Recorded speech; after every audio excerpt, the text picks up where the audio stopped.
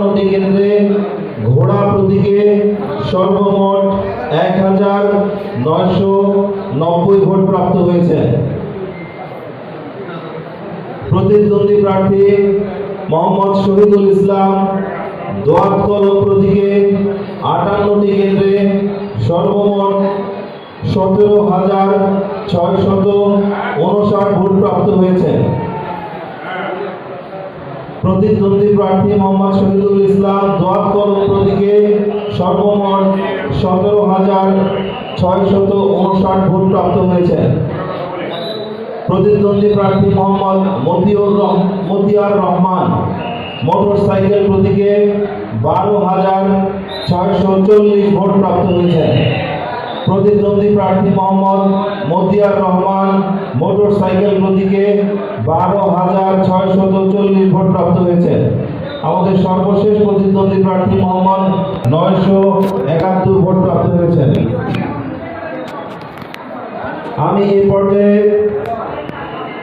Vice chairman পদে প্রতিদ্বন্দ্বী প্রার্থীদের ৫৮টি কেন্দ্রে প্রাপ্ত সর্বমোট ভোট সংখ্যা ঘোষণা করছি।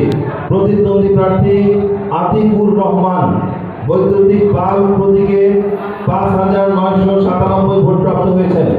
প্রতিদ্বন্দ্বী প্রার্থী নুরুল ইসলাম খান উড়োজাহাজ প্রতীকে ৭,৫৫৬ ভোট প্রাপ্ত হয়েছে। প্রতিদ্বন্দ্বী প্রার্থী মোহাম্মদ বিজয় আহমেদ চশমা প্রতীকে ৮,৯১৫ ভোট প্রাপ্ত হয়েছে। প্রতিদ্বন্দ্বী প্রার্থী মোহাম্মদ মোকসেদ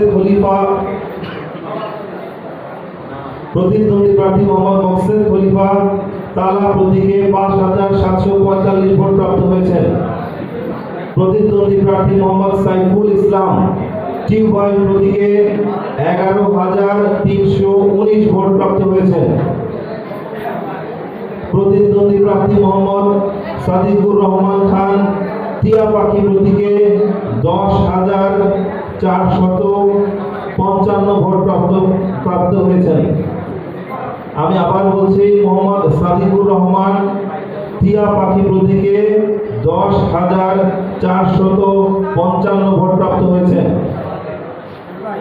প্রতিদ্বন্দ্বী প্রার্থী মোহাম্মদ শহীদুল ইসলাম মাইক প্রতীকে ১২,৭৪৯ ভোট প্রাপ্ত হয়েছে।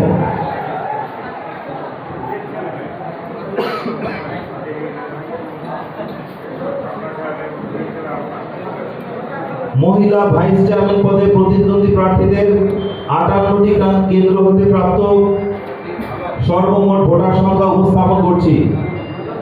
জবেদা বেগম প্রজাপতি প্রতীকে ৯,৩৬২ ভোট পেয়েছেন। মলি আক্তার ফুটবল প্রতীকে ১১,০৭১ ভোট প্রাপ্ত হয়েছে। মোসাম্মদ রেখা বেগম ৩৩,৯৫০ ভোট প্রাপ্ত হয়েছে। শাম্মী আক্তার মুক্তি হাঁস প্রতীকে ৮,৯৩৩ ভোট প্রাপ্ত হয়েছে।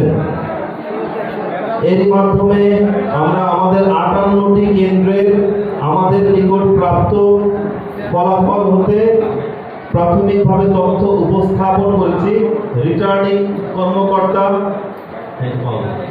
রিটার্নিং কর্মকর্তা বেসরকারি ফলাফল এবং নির্বাচন কমিশন গেজেটের মাধ্যমে সরকারি ফলাফল ঘোষণা করবে। এতক্ষণ ধৈর্য সহকারে শোনার জন্য, শৃঙ্খলার সাথে থাকার জন্য, সর্বোপরি একটি অবাধ সুষ্ঠু নিরপেক্ষ নির্বাচন আয়োজনকারী সকল সংস্থা, আইন শৃঙ্খলা রক্ষাকারী সংস্থা সহ সরকারি সকল দপ্তরকে সহযোগিতা করার জন্য সকলকে আন্তরিকভাবে ধন্যবাদ জ্ঞাপন করে শেষ করছি।